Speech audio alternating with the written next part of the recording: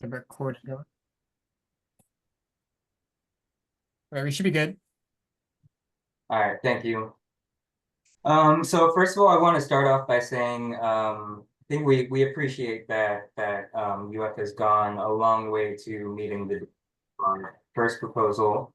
And so I think it's good that we're both on the same page here, and both sides have an interest in seeing this being implemented as soon as possible. Um, and I think you know most of what we're about to say because we told you last time, but I'll just go start from the beginning because there are a few more things we wanted to talk about that we didn't mention last time. So right at the top here, I think I know what you mean here, but I just wanted to clarify. So you say the parties agree to the following replacement language in the CBA effective immediately, but to be considered for ratification with the balance of the contract articles. So I think what you're saying there is that this is an MOU that can take effect immediately once we sign it. But once we put up the entire CBA for ratification, this would also be put up for ratification. Is that right? Yeah, I mean, the concept here is that we're actually changing the intent of this article, which is unlike the other things that we've been doing so far in these sessions, is we want to actually modify the previous language, which we acknowledge is in its evergreen period. So the idea is that we do it with the agreement of both the union and the university so we can begin implementation, but that it would still have to be subsequently ratified, at the later date like any other MOU would. I mean, that's what it's intended to say. Okay. And So, you I mean, envision that being with the rest of the contract. yeah, and what we have actually is we've also worked on some of the language on the front end and the back end, irrespective of what your offer was going to be today, that just sort of probably does a better job than that sentence does of representing that. So when we bring you back that we may or may not have changes to the contract language when we get through it, but we do have some alterations to sort of the front and the back to more carefully and explicitly represent exactly what we're doing, which I don't think have substantive, in terms of the content of the language, but just tightly defines, this being a little bit different than the rest of the agreement. Okay, sounds good. I mean, I just wanted to note that we do have one other MOU, which is about the summer appointments, but yes, part of that. So in terms of the actual proposal language, right here in 12.1, there is one change that we made. So I think in your proposal, you had crossed out this entire sentence. And we had asked you what was kind of the reasoning behind that, and you had mentioned something like a name to be Right. declared. And there'd be no point in trying to impact bargain something like that. So I think I think our change here kind of addresses that concern while keeping in mind our concern, which is that that the provider shouldn't be changed unilaterally, which of course in the following provision, and this is your insertion, that if the university seeks to make substantive changes, then there will be a process that involves the health insurance committee. But something like changing the name wouldn't involve that. So I think I hope that this kind of addresses that concern. While keeping the language that the current provider is being operated by the University of Florida. All right, I see what you did. Yeah, we'll talk about that.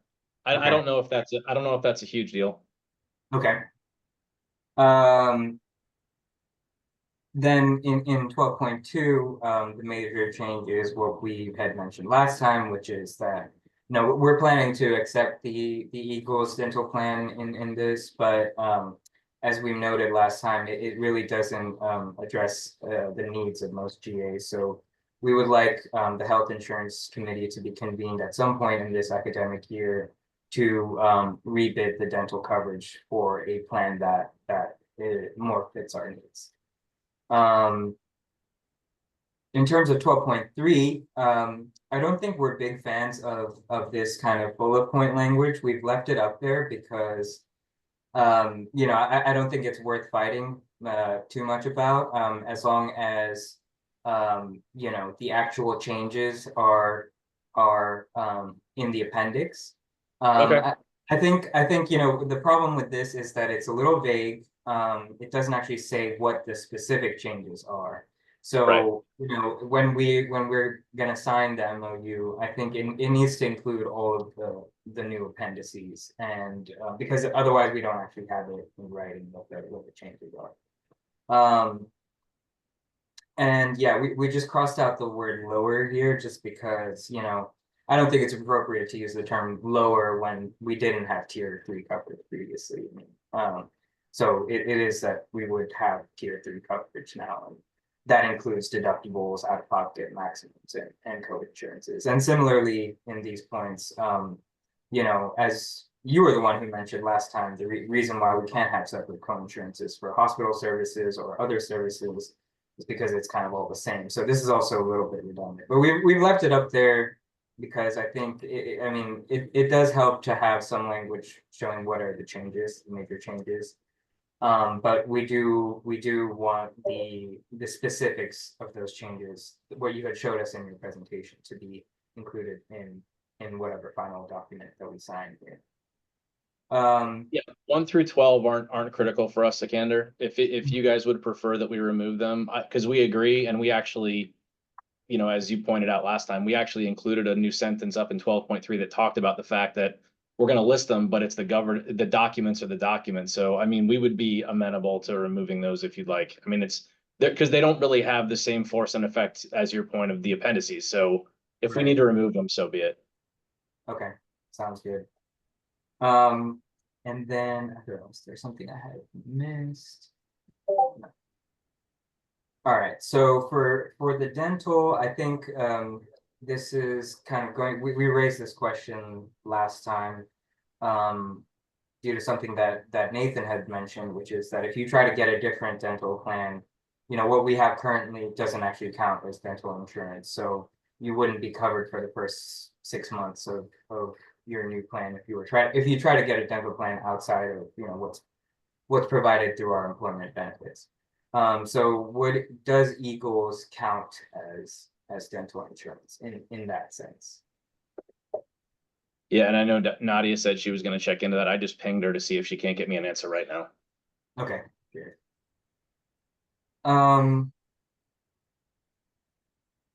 Then yes, I think the rest of it is pretty much the same.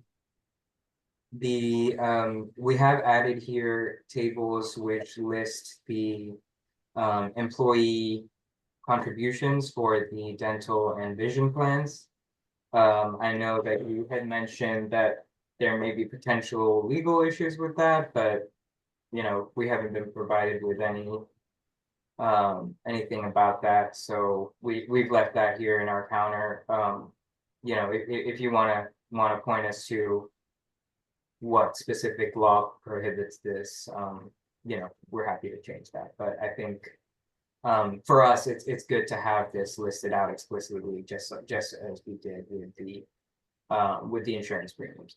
And I know that you know, the tax issues might, you know, there might be an issue with that legally, but yeah.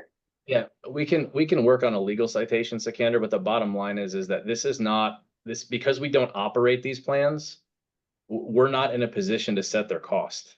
So I mean, we can work on a legal explanation.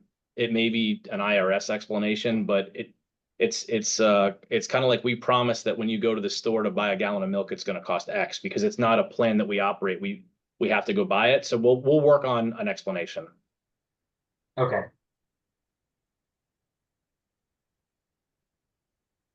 You don't mind me asking, where do those numbers come from then? So I Like mean, the they're numbers that we put in there and that were in your presentation.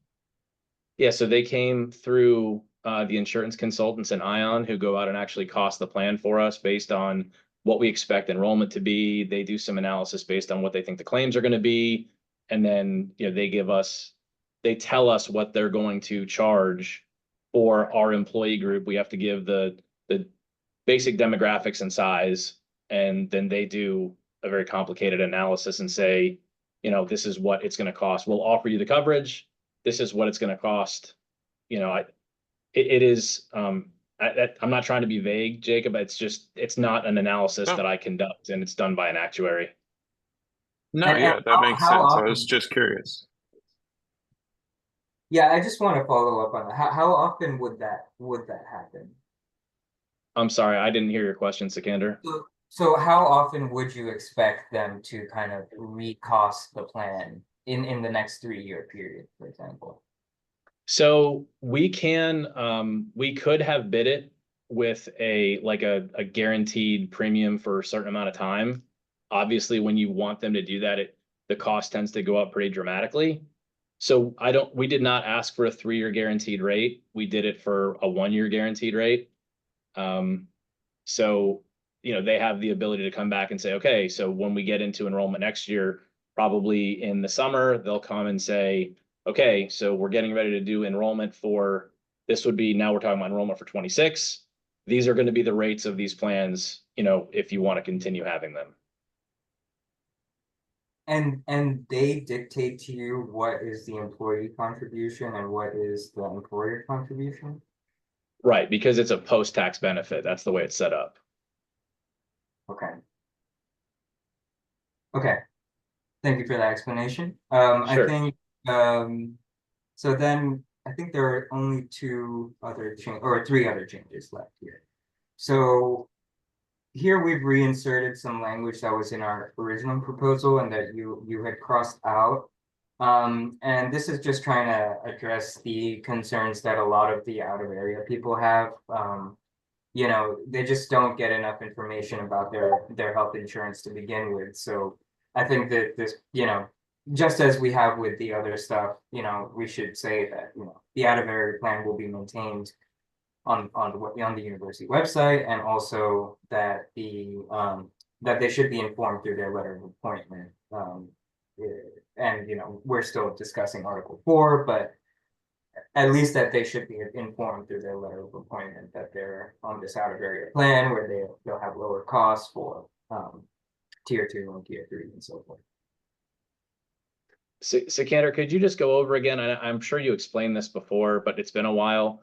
Can you just go over exactly what the information is? Is it just pointing them to the plan? Are there specific components of the notice? Could you just kind of go over that again? I know you did it before. I apologize. I can't remember. Yeah, I mean, I think it comes from the place that I think most of them don't know where they can go to get health insurance except Gainesville, and that's for most of them pretty impractical or inconvenient. And so they have really tough time kind of getting information about tier 2 and tier 3 coverage. So I think at least here the biggest thing now that we are including out of network coverage is that they should know that they have out of network coverage, like, first of all, but Okay. also that what their co-pays and co-insurances and deductibles and so forth are lower than what the regular plan is in those tiers, especially because they are not in the Gainesville area. Okay. Yeah, it's going to be important that we do. We've kind of talked about this, I think, mutually. It's going to be important that we have good information that goes out, because especially if you go up to I think we've both kind of agreed on for some time now, which is if we're going to go ahead and automatically enroll people in employee only coverage, and these may have been people that previously wouldn't have been enrolled in employee only coverage, we want them to make sure that if they're an out of area person, that they enroll in the right one, because it would do them no good for them to be enrolled in the Gainesville area network, because that's the default. And then it turns out that their appointment is somewhere else. So I think that's something that we'll talk about it, but I think that's something that we can kind of work with. We would just want to make sure that, the information is very clear, like what we want included is exacting and, serves that purpose of being sure to educate folks in terms of the pieces. Because if we include, a paragraph and a half notice or something, it's just there's so much else that's in there. I would hate for the size of it so they just kind of gloss over it and then it doesn't serve the purpose it's intended to. Right. I mean, it just becomes boilerplate. It's like the Apple terms and conditions, right? People are just like, oh, I'll deal with that later, and then they don't actually read it.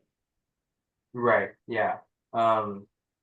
Yeah, I mean, we'll leave that up to you, exactly how Okay. you word that, but I mean, yeah, the point that we wanted to make is that these people in general are getting much less information about their health insurance, and at least if these are two ways that they can be informed. All right, we'll talk about that. Okay, 12.9, this is a minor change. Actually, we've already TA'd Article 20, and now this Okay. is 20.7. But I think it might even be worth un-TAing that article and just removing that provision or whatever. There might be other stuff that could be consolidated into other articles. So, you know, but I think here there's no point in referencing Article 24 like this. I think stands alone and is We appropriate. can sign a new one. I mean, it'd only take a minute to drop a modified one and Yeah. just re-sign it.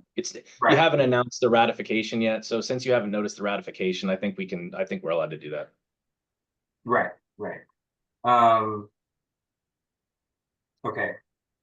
And then finally, we had mentioned this last time and also referenced in 12.2.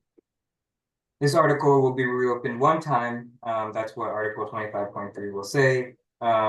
And only after the Health Insurance Committee has concluded the rebid process for dental coverage. And then we would, yeah, bargain again this article.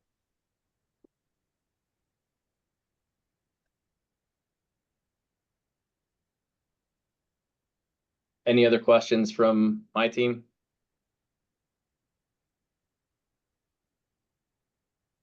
I don't see any. So, I mean, I'll tell you, Sikandar, I'm glad. I think we're most of the way there, but the one that's really going to be the sticking point is going to be that very last one. I mean, I think we're milling to meet you guys on lowering the rates for dependent coverage and get this other stuff in there, but I don't think we're prepared to do it on an ad infinitum sort of basis to just make it so that we're not going to be able to rebid it. I mean, we'll talk, but I don't want you to be surprised when we come back and that be one of the things that we're just not able to agree to. But I'll tell you what, let me go, we're gonna go caucus and let me see if I can't get the updated versions of the updated versions of the documents, the PDFs. Now, the one thing I will tell you is because they haven't officially drawn them up yet, because we haven't told them to do it, is the one on the health services is gonna look kind of wonky because it's gonna have the crossouts, you know what I'm saying? Like it'll be electronic, but it'll be sort of hand modified because we Okay. haven't actually told them to make the changes yet. Right, right. Like it'll look nicer once we say, yes, make those changes, go ahead and do it. But in the interim, it's gonna look, I don't want you to be surprised when it looks like scratched out and highlighted. Yeah, that's fine. I think I did mine in Paint as well. So like, Right. I'm not so much with the Photoshop. If I was, it would look nicer, but it's gonna look kind of wonky. All right, we're gonna go head over to the caucus room, and then I'll shoot you an email when we're coming back. Sounds good. All right, thanks. Thank you. And for GAs in the chat,